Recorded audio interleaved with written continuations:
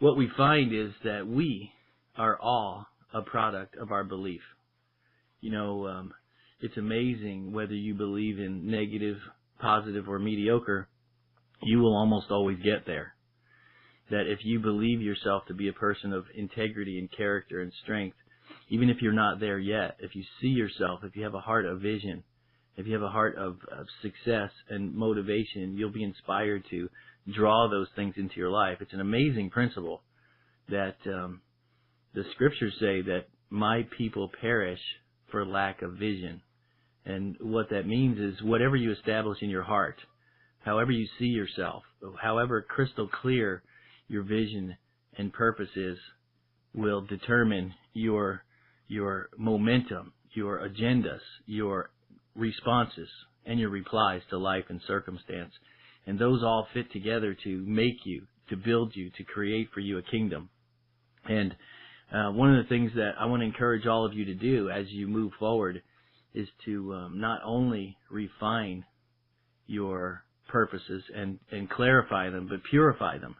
Because what happens is the more your purposes and your vision and your ideas become aligned with what is true, what is right, and what is good, you actually have assistance. It seems as if people and things and finances all align to help you with your vision. Vision is to help as many people as you possibly can, to heal as many people as you possibly can, to inspire greatness in others.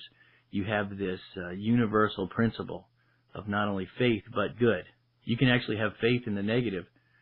People who've been beat down and been told their whole life they can't achieve anything. Those people are usually find themselves in mediocre jobs and struggling in situations and marrying the wrong person. A lot of them find themselves in drug abuse and struggling with a lot of areas of life. And it's just because this belief system that was given to them by their teachers or by their parents. And what happens is we start to believe the words. What's really nice about this principle is you can change your stars. You don't have to go according to what you were told. As a person of destiny, as a person of divinity, you get to decide what your future is. See yourself from the future. Find that a lot of people become highly successful husbands and highly successful fathers and highly successful spouses because they were implanted a vision in their heart. They saw and they had a goal and they had an aspiration. And even if they lived on the wrong side of the tracks, and even if they lived in the Jerry Springer world, they saw themselves as great. They saw themselves as achievers. They saw themselves accomplishing these things. And even before they were those things, in their heart they believed they could do it. In their heart they achieved, they wanted it so bad that they became great parents. They became great husbands and wives. And even if they had a legacy of divorce and struggle and crisis, that they found themselves on the side of success because they weren't going to believe the story that their life and their legacy told them. They were going to write their own legacy. They were going to change their own stars. And so you can do that in this arena, in business and in life. You can decide. You can put down on a piece of paper, you can write down, what's going to happen to me 6 months from now? You can start changing your life and changing your stars. How much money do you have in your bank account? What kind of people do you have in your life? What kind of influence do you have over others? Are you commuting back and forth to work, or are you living free from home? What do you do? Decide that now, because what happens is the things that you believe now will cause momentum to happen in the choices that you make and the level of effort you put toward things. But what happens is if we're halfway, if we believe, well, I might be able to do it, I can't do it, it's not actually belief at all. It's actually belief in the dark side. It's actually belief in the possibility of failure. And so what we need to do if we're going to achieve great levels of success and momentum is we need to change our stars. We need to change our heart. And it's a very easy thing to do. Even if you've had negativity and failure your whole entire life, even if everything you've ever done in business, everything you've ever done in relationships has been met with failure, you can start planting a picture of success in your heart. And the way that you do that is you get a piece of paper, and it's a whiteboard. You're basically going to tell yourself a story. Who am I? Who am I going to become? And what am I willing to do to get there? And those pieces put together, if you put a dream out that I want to be a millionaire, but you realize that you're addicted to comfort and ease, you're addicted to sports events, you're addicted to video games, and you're not willing to separate yourself from the things that are going to cause you to become successful, then you're not going to ever make it. You have to have a vision and have a belief that actually turns into this substance, this reality called faith that causes you to start responding according to this thing that you are not yet. We hear the scriptures talk about God, and one of the things that He does and gives us as His children is He has the ability to speak those things that are not as though they are. That the ability to speak something that doesn't exist yet into existence. For us to be able to believe and achieve the things that do not yet exist is part of our divine nature. It's part of our divine destiny for us to be able to tie into a divine purpose and then start to proclaim those things, whether it's on a piece of paper or out loud. I am this person. I am a great father. I am a great husband. I have millions of dollars in the bank. I provide for thousands of people. I'm a resource for many in the area of spirituality and in finance. I am those things. And even if you're not yet, you start speaking those things into your heart, because it's the voices of the past that are keeping you where you are. Why shouldn't you be the voice of your future instead of the voices of your past? I found myself in a situation years ago. I was consulting for one of the largest corporations in America. It was a moment for me. Here I was, a high school dropout. I'm sitting in this corporate office, and they were all listening to Bill, the high school dropout, as I talked for 45 minutes about branding and about internet and human engagement. And it was kind of this moment. It was this moment where I saw that little Bill, the high school dropout, the troublemaker, the one who couldn't even get better than a D- in most of his grade school. This kid who was dysfunctional was now found himself in a place that he didn't deserve to be. It was not possible. It wasn't possible for that Bill to be this Bill. It happened with a series of redefining, of reinventing, of rebelieving the things that we become. And it's phenomenal how many people I've seen do that, and I've seen them do it in a very short amount of time.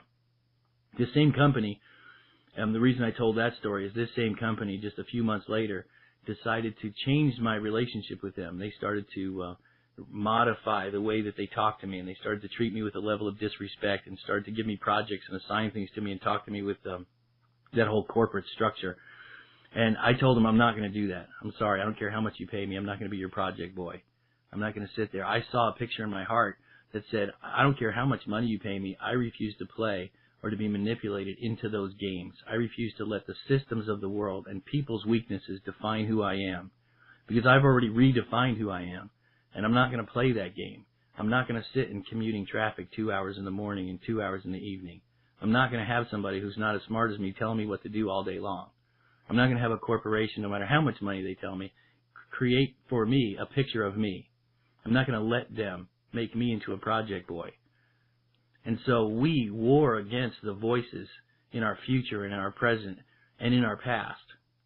And if we'll stand up against them and continue to declare, not only in voice in ourselves, in voice on that piece of paper and vision, but when it comes up against us, when someone says, this is who you are, you boldly say, this is not who I am. I refuse to be that person.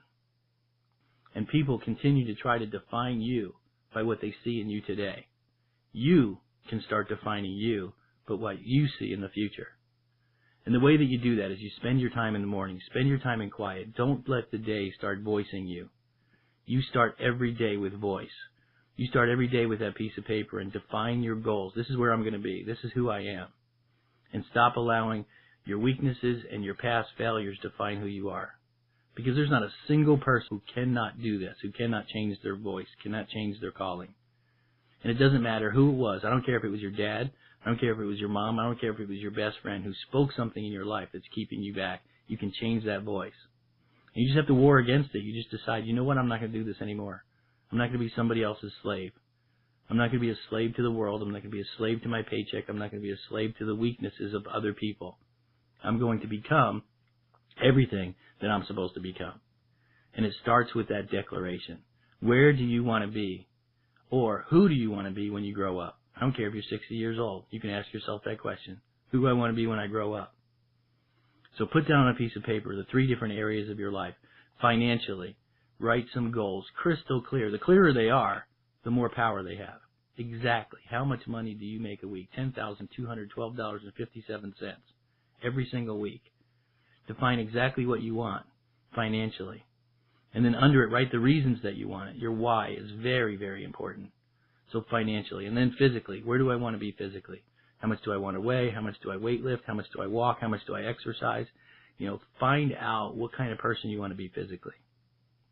And then spiritually, what do you want for your spiritual life? How free do you want to be? Write that out in perfect definition. How many hours a day do you pray? How much time do you spend in meditation? How much do you understand about the spiritual side of people's lives? In the area of counseling and helping other people, what do people come to you for? What is your spiritual strength? And it doesn't matter that you've ever seen anyone else do it. Start defining those areas of your life, spiritually, physically, and financially. Make them as crystal clear as you possibly can. And what's really nice about this is they can become clearer and clearer as you move forward. The vision becomes grander and grander. You reach all those goals in 6 months from now, you're going to have to throw that piece of paper away and start a new one.